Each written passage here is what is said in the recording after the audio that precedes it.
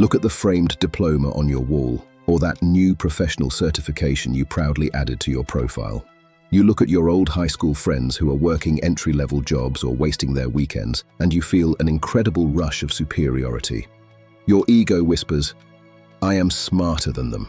I am building a real shield." You genuinely believe that because you followed the rules, the system will eventually reward you with absolute safety and wealth. What a pathetic, beautifully orchestrated delusion.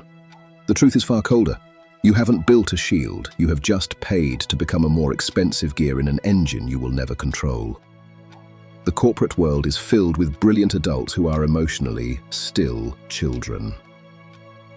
They are caught in what I call the good child syndrome. They spent their youth doing homework to get a gold star from a teacher, and now they spend their adulthood executing tasks to get a corporate bonus from a manager. They are waiting for a corporate parent to pat them on the head and reward them. In my opinion, there is nothing sadder than watching a highly educated professional wait for someone else to grant them permission to be wealthy. The system did not design your university or your corporate ladder to make you a master. It designed them to turn your raw talent into a predictable resource. The moment a simpler automated script or a cheaper worker arrives, your expensive degree is rendered obsolete. While you are busy looking down on your peers and celebrating your hollow title, the true owners of the matrix are laughing at your vanity. They don't want you to build an empire, they want you to keep renting your life to them for a monthly fee. Labor versus leverage. Realizing that your corporate shield is actually a golden cage forces you to confront the cold mathematics of the market. To stop being a decorated resource, you must transition from the world of raw labor to the domain of structural leverage. The average professional lives in a world of linear math.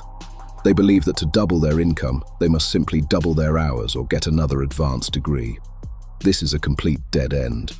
Even if you become the highest paid consultant in your city, you are still bound by the laws of physical limits.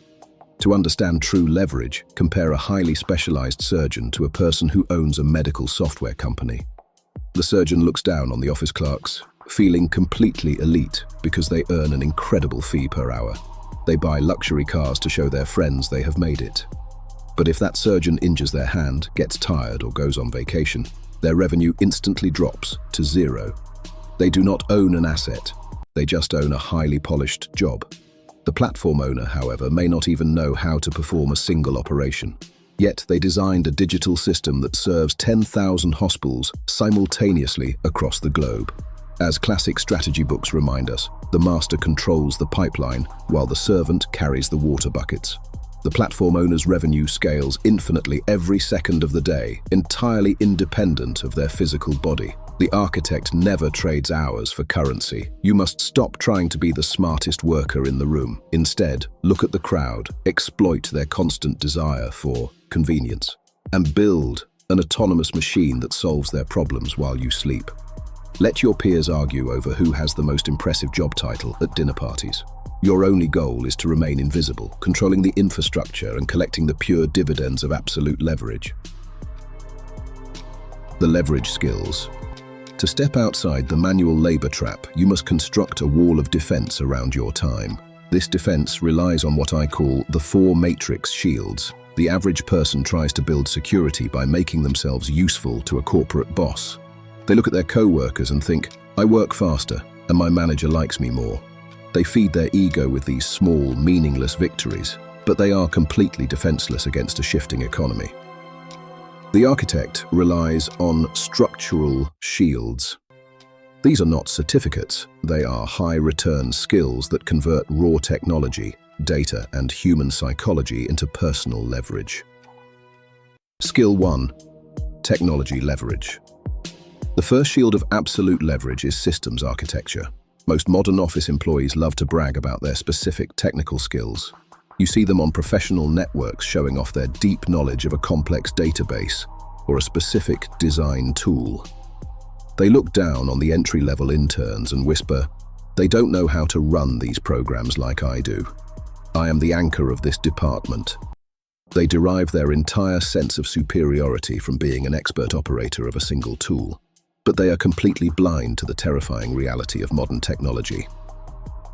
In my opinion, being an expert user of someone else's software is the most dangerous position you can occupy in the modern economy. I remember sitting in a corporate headquarters a few years ago, watching a management team applaud an employee who spent 14 hours manually transferring data between two systems. They felt so important, so irreplaceable. The very next month, the company purchased a basic software integration that completed that exact same 14-hour task in 4 seconds. The employee's pride was instantly destroyed and their role was replaced. They mastered the tool, but they did not master the architecture. To understand true technology leverage, compare a skilled writer using a typewriter to an engineer who builds a digital publishing platform. The writer takes immense pride in their speed, but their output is always limited by their fingers and their physical time. The engineer, however, creates a digital loop that distributes content to millions of screens simultaneously while they walk away. Systems architecture is the art of stringing different pieces of software together so they communicate automatically without a human being in the middle. The architect never learns a skill just to perform it manually. They study how a manual process works for one reason only: to build a system that eliminates the need for human labor. While your peers are bragging about staying at the office until midnight to prove their worth, your automated software sequences are quietly processing orders, updating networks, and capturing revenue across the globe. You are no longer a part of the machine. You are the one who owns the grid. Skill 2. Perception management. The second shield of absolute leverage is perception management. Every second of every day, $47 billion worth of human attention is being harvested, packaged, and sold, and the people being harvested don't even feel it happening. You watch them, and you feel an immediate, justified wave of superiority. You realize that while they are wasting their finite mental energy on cheap distractions, you are awake. They are the passive consumers. You are the conscious observer. But if you do not master this second shield, you are just as vulnerable as they are.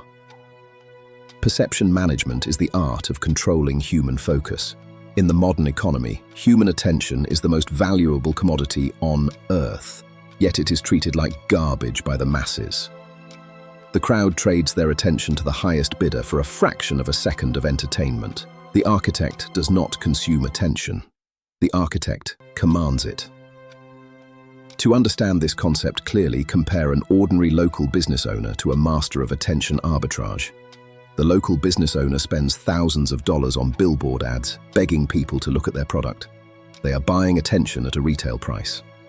The master of perception, however, acts like the legendary pioneer of public relations, Edward Bernays, who argued that those who understand the hidden mechanisms of society hold invisible power over the masses. Instead of buying attention, you orchestrate situations.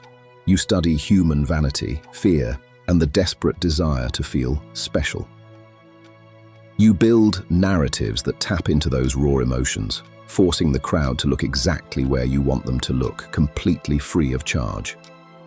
I once sat with an internet marketer who generated $1 million in revenue without owning a single product or warehouse. He didn't build anything physical. He simply understood that if you control the lens through which people view reality, you control their financial choices. While your peers are wasting their savings on flashy setups and expensive inventory, trying to prove to the world that they are legitimate entrepreneurs, your focus must be purely psychological.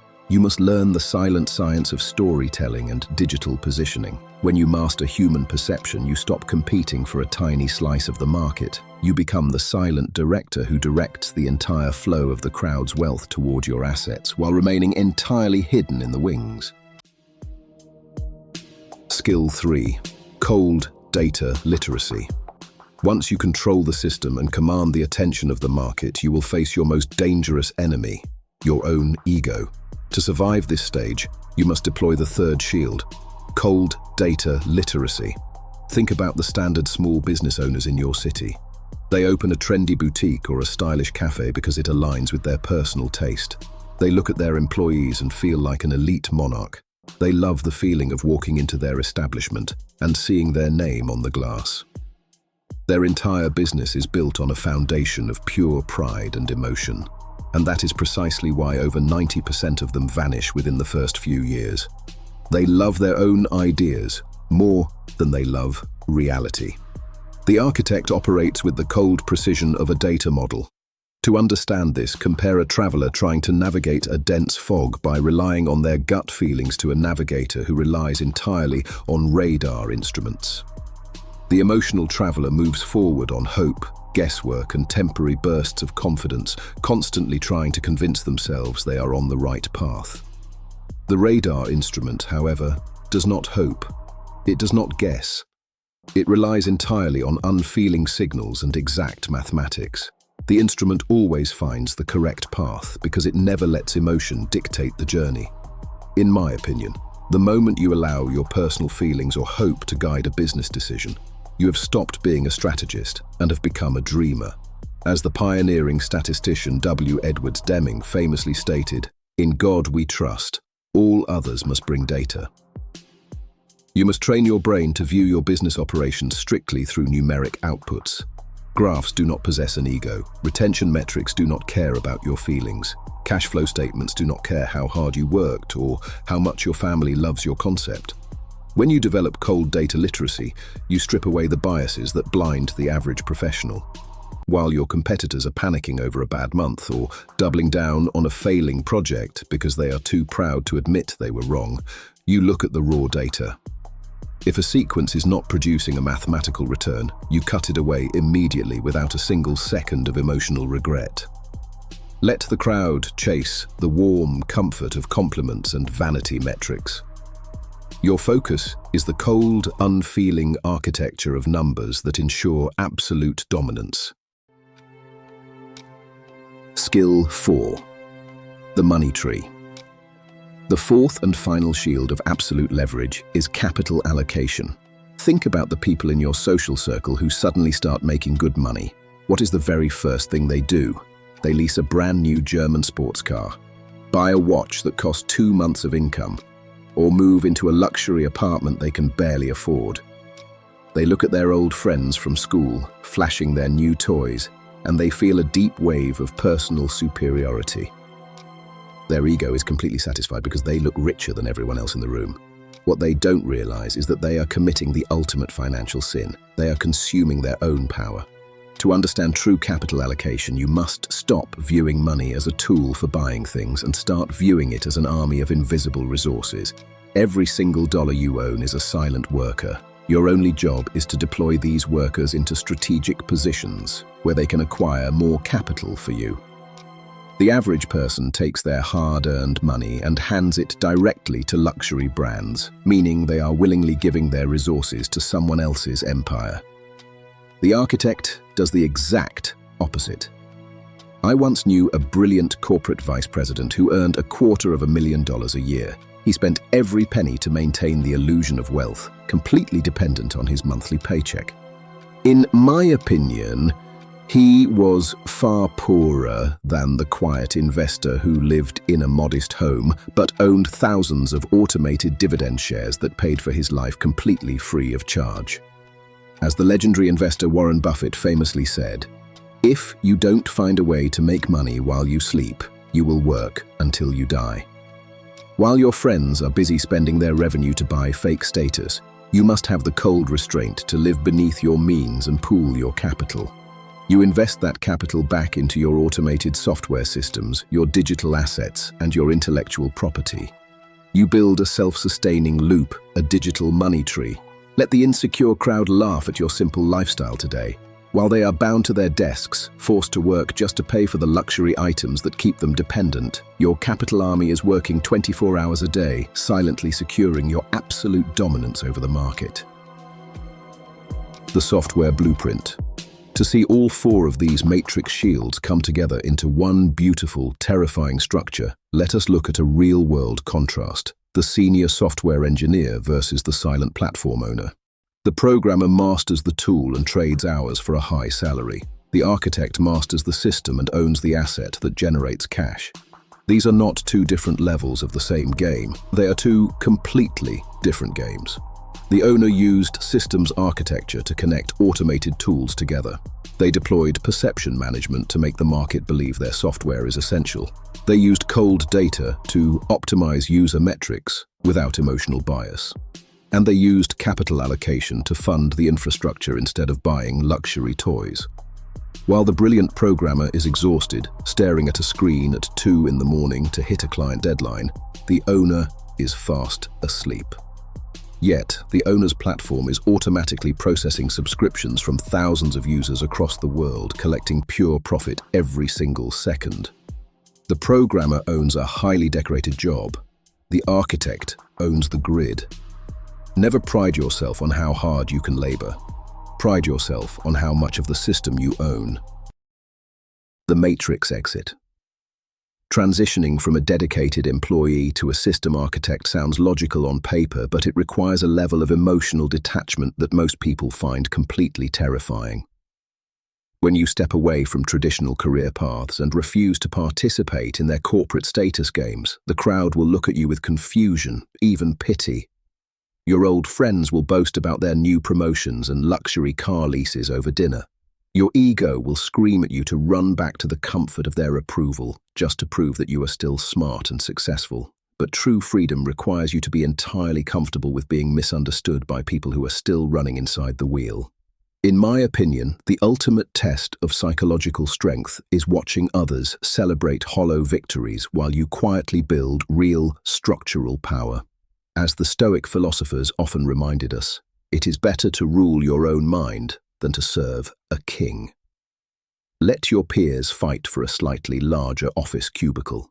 They are celebrating the illusion of progress while you are quietly acquiring the entire building. They are characters in a play. You are the one writing the script. If you possess the rare, cold restraint to stop upgrading your dependencies and start building your own monopolies, comment Monopoly below. Subscribe to secure your position outside the collective illusion. The tools are ready. The choice to build is entirely yours.